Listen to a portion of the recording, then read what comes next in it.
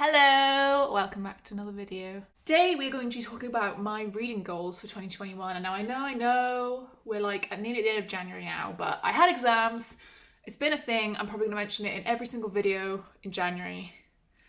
Let's just get to it.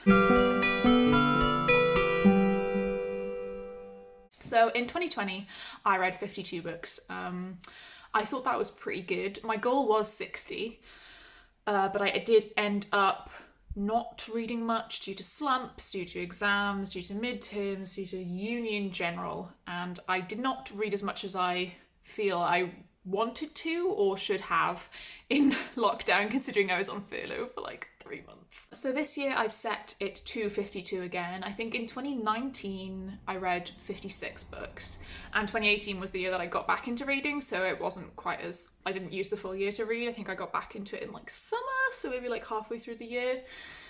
So this year I'm hoping will be a bit different. I've set it at 52 to keep it at a similar level to what I have read, but I am going to try and actively read every day. That's number one. Number one, I want to read every single day. Doesn't matter how little.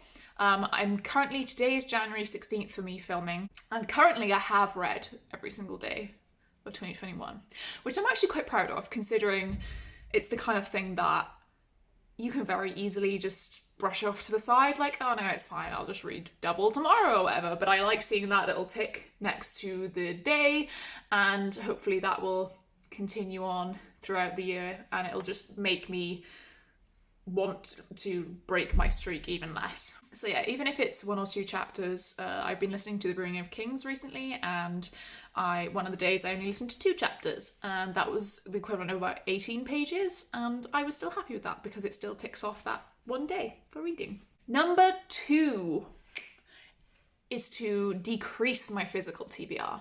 And I'm sure a lot of people have this similar goal, and I'm sure people set this goal every year and it doesn't happen, but I am so determined to decrease my physical TBR because I have so many books from Fairy Loot, Illumicrate, Goldsborough. Now that I've got the GSFF subscription, they're starting to pile up, and I haven't read them. And I feel like, especially with special editions, if I read them, I don't like them, I can sell them on. And especially with special editions, I want to be able to read them whilst the hype is still up, so that if I don't like the book, I can sell it on. Because later on, in a couple of years' time, someone might not want, I don't know, like Ashes in the Sun with red sprayed edges, like people might not care.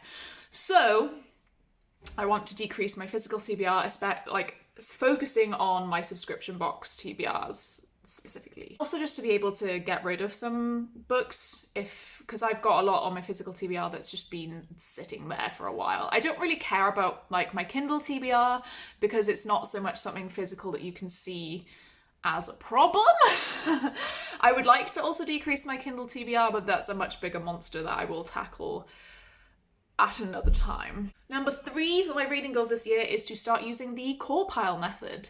Now, Corepile is something created by G from Book Roast. I will link her a video down below, and she's done a sort of Corepile Plus this year, where she's added a lot more stuff to the spreadsheets. And Corepile is a way of reviewing things where you take these categories which spell out Corepile, so it's characters, atmosphere, writing, I think it's writing, plot, intrigue,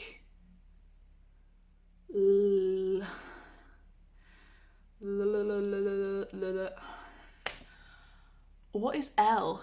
Logic. I got it. Right.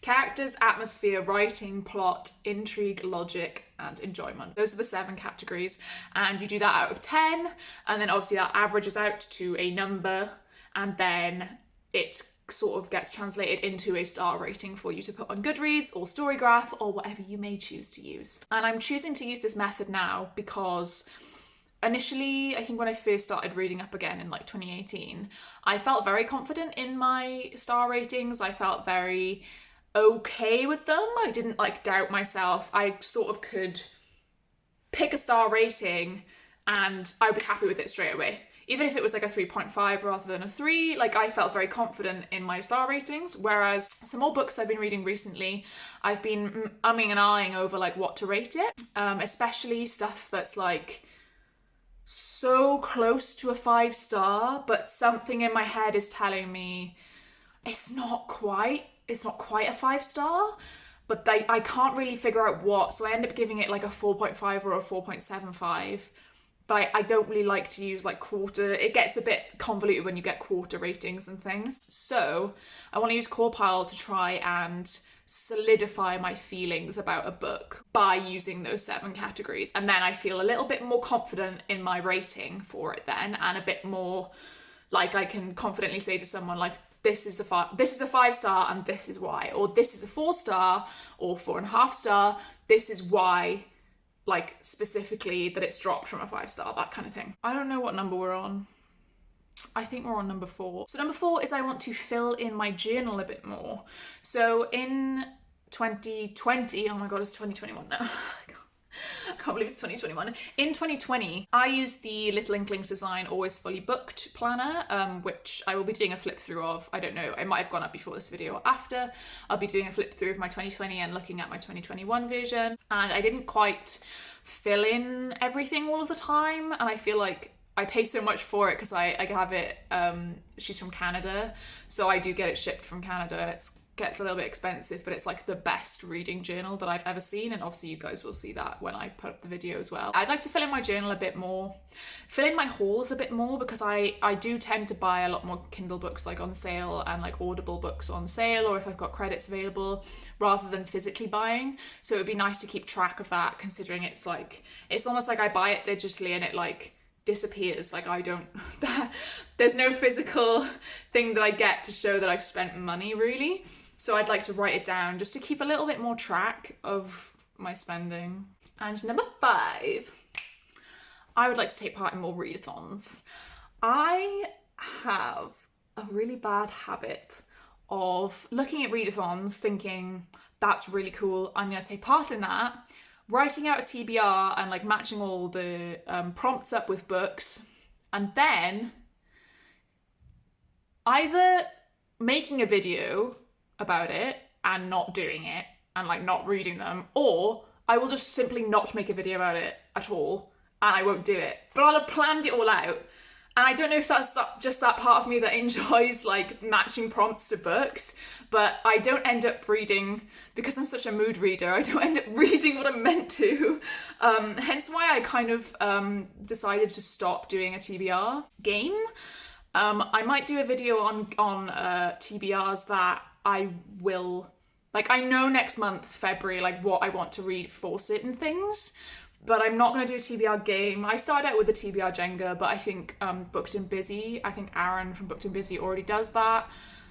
And I don't know, I feel like everyone's doing TBR games, so I don't really want to jump on the trend because I'm a little bit late to the party. And it's one of those trends that I feel is hard to find something unique to do now. So I'm just gonna chill, live my best life, and mood read to my heart's content.